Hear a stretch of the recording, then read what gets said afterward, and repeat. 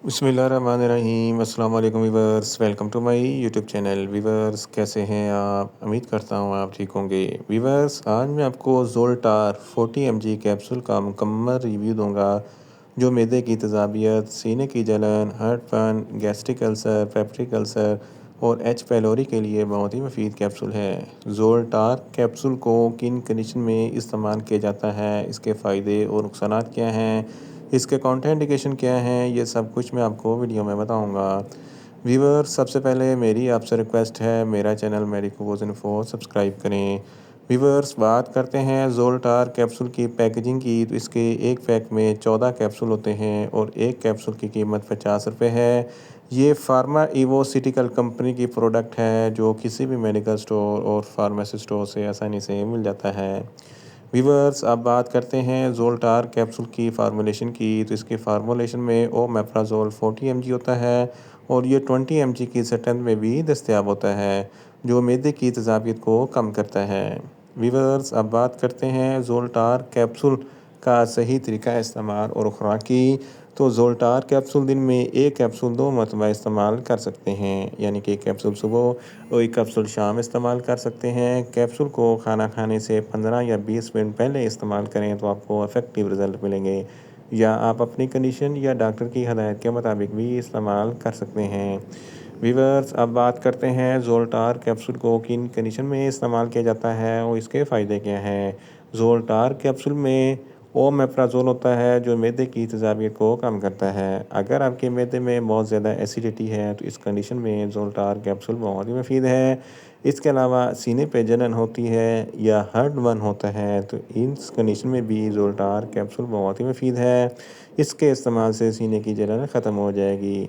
Gastric ulcer और peptic ulcer के लिए भी ज़ोल्टार कैप्सूल बहुत ही मुफीद है। ड्यूडोनल अल्सर, ये आंतों का अल्सर होता है, तो इस कंडीशन में भी ज़ोल्टार कैप्सूल बहुत ही मुफीद है। एच पैलोरी बैक्टीरिया है, जिसकी वजह से मैदे में इन्फेक्शन हो जाता है, जलन और तकलीफ़ होती है, तो इस कंडीशन में भी ज़ोल्टार कैप्सूल बहुत ही मुफीद है। इसके अलावा अगर आपको भूख कम लगती है या खुराक अच्छे तरीके से हज़म नहीं होती या बदहज़मी वगैरह है, तो इन तमाम कंडीशन में ज़ोल्टार कैप्सूल बहुत ही मुफीद है। जर्ड, जिसको गैस्ट्रोएसोफेगस रिफ्लक्स डिजीज़ कहते हैं, जब आप खाना खाते हैं तो खाना खाने के बाद जो एसिड बनता है वो खुराक की नाली में आ जाता है, सीने पर जलन होती है, हार्टबर्न होता है, उल्टी और मतली जैसी कैफियत पैदा हो जाती है, तो इस कंडीशन में भी ज़ोल्टार कैप्सूल बहुत ही मुफीद है।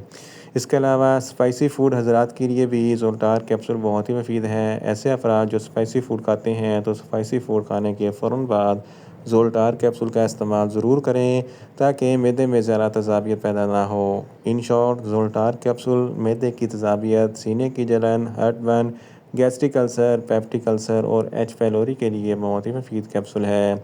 व्यूअर्स, अब बात करते हैं ज़ोल्टार कैप्सूल के नुकसानात की, तो ज़ोल्टार कैप्सूल के कोई नुकसानात नहीं हैं, ये सेफ़ टू यूज़ है, मगर ओवरडोज़ लेने से कुछ मामूली से नुकसानात हो सकते हैं। न्यूज़िया हो सकता है, वॉमिटिंग हो सकती है, डायरिया हो सकता है, मुंह खुश्क हो सकता है, चक्कर आ सकते हैं और ज़्यादा प्यास लग सकती है। व्यूअर्स, अब बात करते हैं ज़ोल्टार कैप्सूल के कॉन्ट्रा इंडिकेशन की, तो हाइपर सेंसिटिविटी वाले लोगों को ज़ोल्टार कैप्सूल का इस्तेमाल ना करें।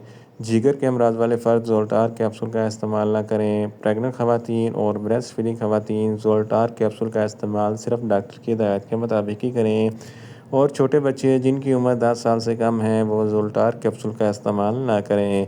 व्यूअर्स, ये था ज़ोल्टार कैप्सूल का मुकम्मल रिव्यू। उम्मीद करता हूँ मेरी ये वीडियो आपको अच्छी लगेगी। मेरी वीडियो को ज़्यादा से ज़्यादा लाइक करें, शेयर करें और कमेंट्स करें, और मेडिसिन के मतलब इन्फॉर्मेटिव वीडियो के लिए मेरा चैनल मेडिकोज इन्फो सब्सक्राइब करें और साथ में लगे बेल आइकन को लाजमी प्रेस करें, ताकि मेरी हर नई वीडियो अब तक बर वक्त पहुँच सके। मिलते हैं एक नई इन्फॉर्मेटिव वीडियो के साथ। अल्लाह हाफिज़।